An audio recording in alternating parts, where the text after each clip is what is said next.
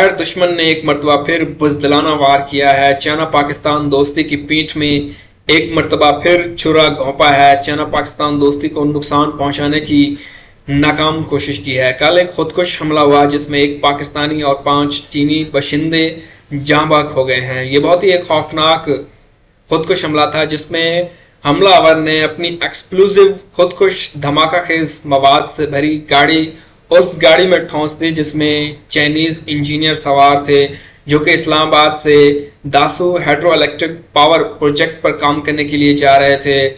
یہ دھماکہ سنسان علاقے میں ہوا. یہ خودکش حملہ اس جگہ پر ہوا جہاں پر سارے پہاڑ تھے, پتھریلا علاقہ تھا اور دہشت گرد نے اپنی گاڑی اس گاڑی سے ٹکرائی جس میں چینی باشندے جا رہے تھے. چینی انجینئر کام کرنے کے لیے داسو پاور پروجیکٹ پر جا رہے تھے. جب سے پاکستان میں چائنا نے سی پیک شروع کیا ہے 2015 سے, تب سے چائنیز سٹیزن کو پاکستان میں ٹارگٹ کیا جا رہا ہے. چینی شہریوں پر حملوں کا آغاز 2018 میں ہوا جب بلوچستان میں ایک چینی کمپنی کو ٹارگٹ کیا گیا جو کہ ایک منرل پروجیکٹ پر کام کر رہی تھی. اس کے کچھ مہینے بعد ہی چائنیز کانسولیٹ کراچی کو ٹارگٹ کیا گیا. دہشت گردوں نے اس پر اٹیک کیا. ان کا حملہ یہ ناکام رہا اور تمام دہشت گردوں کو مار دیا گیا تھا. اس کے علاوہ 2020 میں پاکستان اسٹاک ایکسچینج پر حملہ کیا گیا. وہاں پر دہشت گردوں نے دھاوا بول دیا کیونکہ سب سے زیادہ انویسٹمنٹ پاکستان میں کر رکھی ہے, چائنا نے کر رکھی ہے پاکستان اسٹاک ایکسچینج میں. تو پاکستان اسٹاک ایکسچینج کو بھی 2020 میں ٹارگٹ کیا گیا اور یہ حملہ بھی ناکام رہا. ہماری سیکیورٹی فورسز نے اس کا مکمل جواب دیا اور تمام دہشت گردوں کو مار گرایا. 2021 میں ایک اٹیک ہوا چائنیز قافلے پر. ایک گاڑی جا رہی تھی داسو پاور پروجیکٹ پر کام کرنے کے لیے. وہاں پر بھی سوسائڈ اٹیک ہوا. اس گاڑی کو ٹارگٹ کیا گیا جس میں چینی باشندے سوار تھے. ٹوٹل 13 لوگ اس میں جاں بحق ہوئے تھے جن میں 9 چینی شہری شامل تھے. 2022 میں پھر اٹیک ہوا کراچی یونیورسٹی میں جس میں 3 جو چائنیز ٹیچر تھے جو کہ اپنی چائنیز لینگویج سکھا رہے تھے, پڑھا رہے تھے, وہ اس خودکش حملے میں مارے گئے تھے. اور دہشت گرد جو اس کے پیچھے ملوث تھے وہ BLA کے دہشت گرد تھے.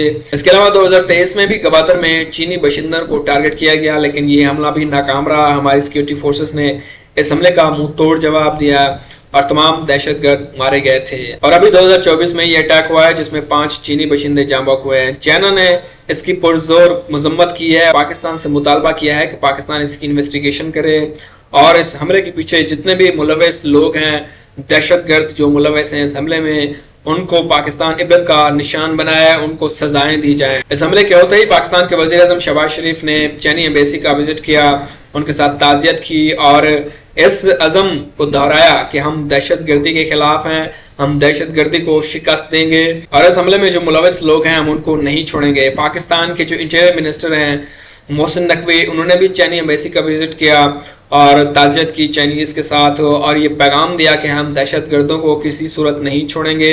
چائنا اور پاکستان دوستی ہمیشہ سے مضبوط ہے اور مضبوط رہے گی. تو ان حملوں کے پیچھے کون ہے؟ اس کا جواب ہے بلوچستان لبریشن آرمی BLA جو کہ افغانستان سے آپریٹ کر رہی ہے. دنیا کے تمام دہشت گرد اس وقت افغانستان میں اکٹھا ہے. جب سے 2021 میں طالبان نے اکوپائی کیا ہے افغانستان کو, ہم یہ سوچ رہے تھے کہ افغانستان پیس آئے گا اور اس پیس سے, اس امن سے پاکستان کو بھی فائدہ ہوگا, لیکن ابھی افغانستان دہشت گردوں کی اماج گاہ بن چکا ہے, دہشت گردوں کے لیے جنت بن چکا ہے.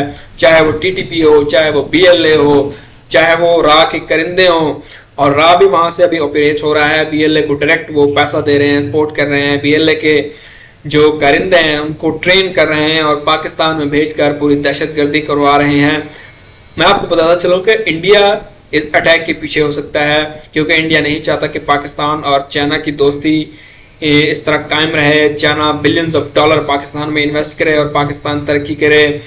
سی پیک پاکستانی معیشت کا بیک بون سمجھا جاتا ہے اور اس میں چائنا نے بلینز آف ڈالر انویسٹ کر رکھے ہیں. انڈیا نہیں چاہتا کہ پاکستان سی پیک کے ذریعے ترقی کر جائے, پاکستان کا گوادر پورٹ آپریشنل ہو جائے جو کہ انٹرنیشنل پورٹ یہ بن جائے تو پاکستان کی اہمیت میں اضافہ ہوگا. ابھی ہم ریسنٹ دہشت گردانہ واقعات کو دیکھیں تو 16 مارچ کو ایک خوفناک حملہ ہوا, بلاسٹ ہوا سوسائڈ, جس میں پاکستانی چیک پوسٹ کو نشانہ بنایا گیا جس میں ہمارے 7 جوان شہید ہو گئے تھے. 18 مارچ کو پھر پاکستان نے افغانستان کے اندر फाइटर जेट्स के जरिए दहशत गर्दों के ठिकानों को निशाना बनाया और जो अफगानिस्तान के तालिबान हैं वो तिलमिला गए और उन्होंने कहा कि हम इसका जवाब देंगे। वो शुरू से कह रहे हैं कि हम ड्यूरेंट लाइन को नहीं मानते हैं और पेशावर तक का इलाका हमारा है।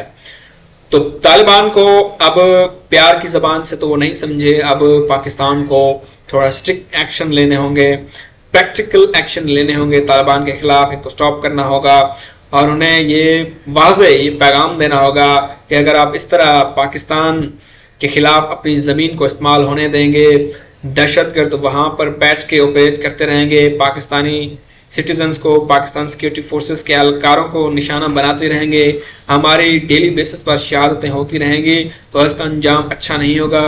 और अफगानिस्तान के तालिबान को ये समझ लेना चाहिए कि ये पाकिस्तान है, कोई कमज़ोर मुल्क नहीं है।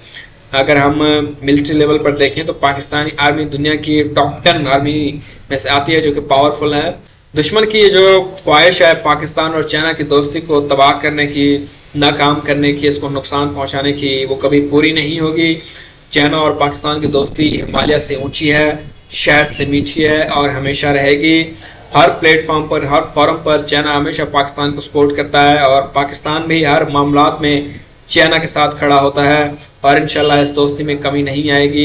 इस अटैक से पूरी पाकिस्तानी कौम सदमे में है और इस मुश्किल की घड़ी में हम अपने चीनी भाइयों के साथ खड़े हैं जो फैमिलीज इससे हर्ट हुई हैं, उनको नुकसान पहुंचा है इस अटैक से। अल्लाह ताला उनको सब्र दे और हम यही एक्सपेक्ट कर सकते हैं कि पाकिस्तानी गवर्नमेंट अब जो स्ट्रिक्ट एक्शन लेगी इन दहशत गर्दों के खिलाफ और आइंदा फ्यूचर में कभी ऐसे वाक़यात नहीं होंगे।